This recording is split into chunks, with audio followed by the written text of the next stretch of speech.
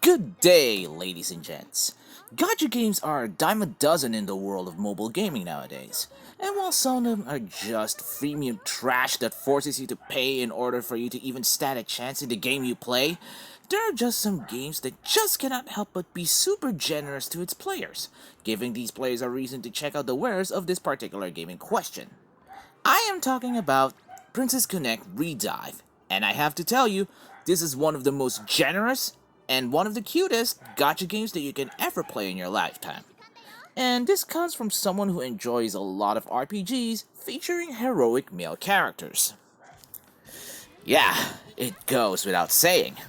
Initially developed by Cygames, released in February 2018 in Japan, and has since been released in other parts of the world with a 2021 global release and published under Crunchyroll Games, Princess Connect Redive, abbreviated as Precon, is a mobile gacha RPG with dating sim elements where you collect different princesses to aid you in battle.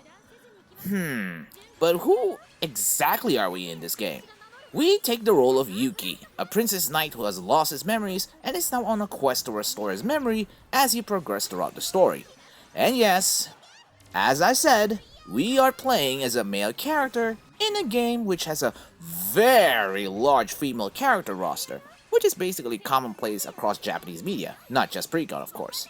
It goes without saying, but Precon has a lot of followers and fans in Japan, and it's also evident in the way it continuously get updates. Continuously getting updates.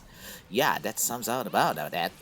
While the global version is a few years behind, this can give global players the ability to see through the future and plan ahead of their spending, which is highly appreciated since the global Precon player base is ever growing. There are a lot of characters in this game to pick and choose from, or at least a lot of characters to roll for since the main way of getting these adorable ladies are through the gacha system.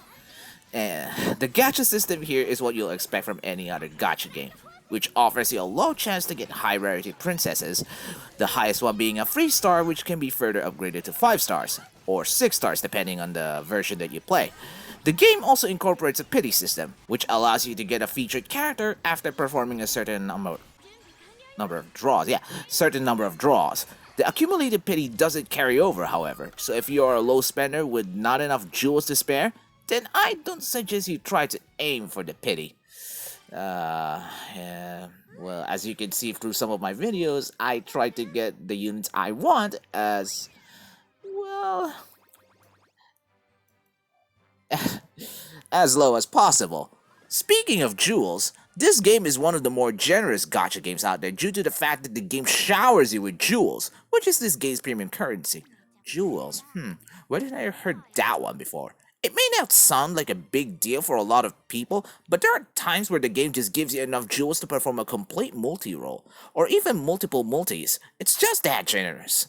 They give these jewels when you least expect them to. You can also gain jewels through various sources such as spending.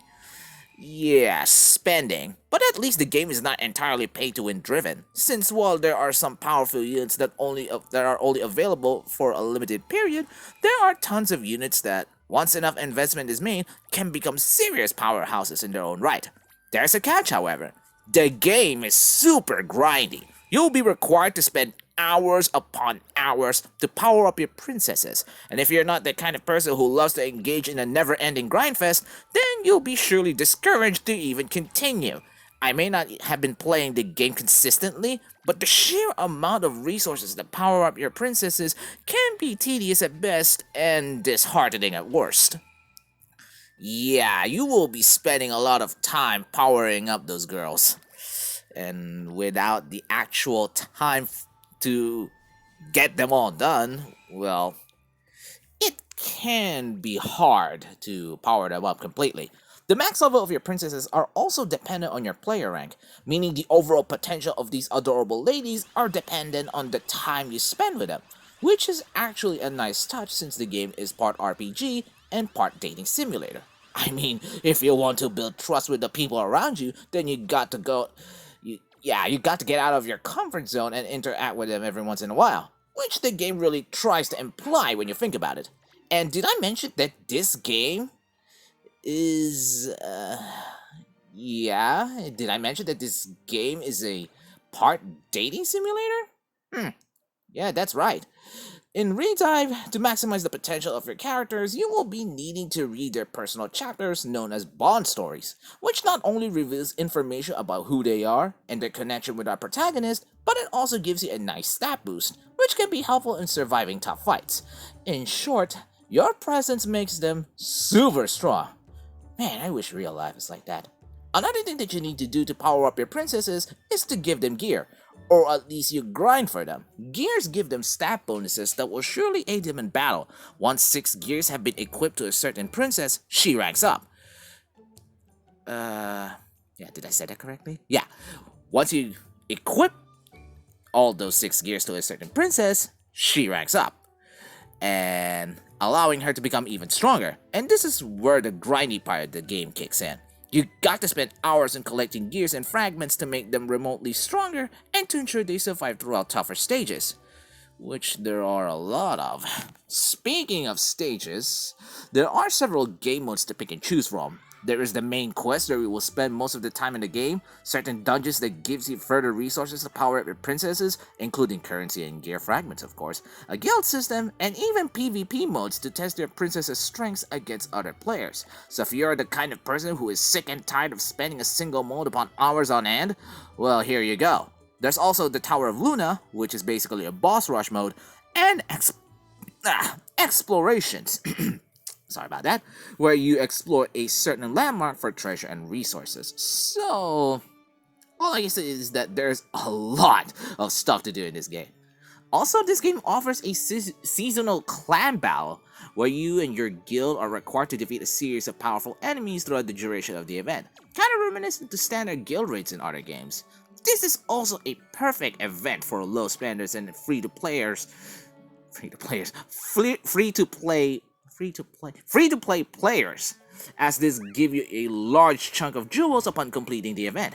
That said, joining a guild is crucial if you want to get tons of jewels without spending too much.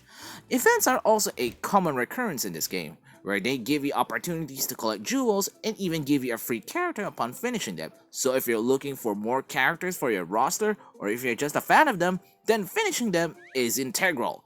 The game also has an in-game shop where you can get additional resources, such as gear fragments, and I only suggest using them if you are in need to fill in stuff that you're close to completing. Yeah, let me tell you this again. Pre-con is a very grindy game, and it really will take you a long time before you actually make progress, which is saying something. And yeah, I forgot to mention that this game also offers free gacha rolls during important times of the year, such as during major patches and even on special occasions, such as Valentine's Day, the summer season, and even Christmas. Wow, that's a lot actually. In fact, there are several limited characters that only appear during these times, as well as during special banners called Princess Galas, where you are given the opportunity to recruit powerful princesses. Yeah, some of them are game-breaking, and whatever you do, take advantage of these events and giveaways. You're welcome. So what is my overall thoughts about Princess Connect Redive?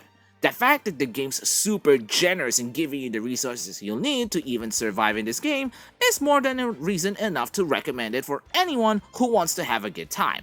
Keep in mind that I barely scratched the surface as to why this game is so good, but it's best for you to play this game if you want to take a break from all the edginess of most games nowadays. Also, Redive really helps you embrace this power fantasy of becoming a knight in shining armor surrounded by pretty ladies to fight alongside you. Although, in this case, they do more of the fighting, to be honest. And, it's weird, but yeah, it's a power fantasy that I welcome. And, there you go. But anyways, this game, I totally recommend. Feel free to leave your thoughts about this game in the comments section below, and don't forget to leave a like and subscribe to my channel for more content. I highly appreciate the support. See you ladies and gents next time. Bye!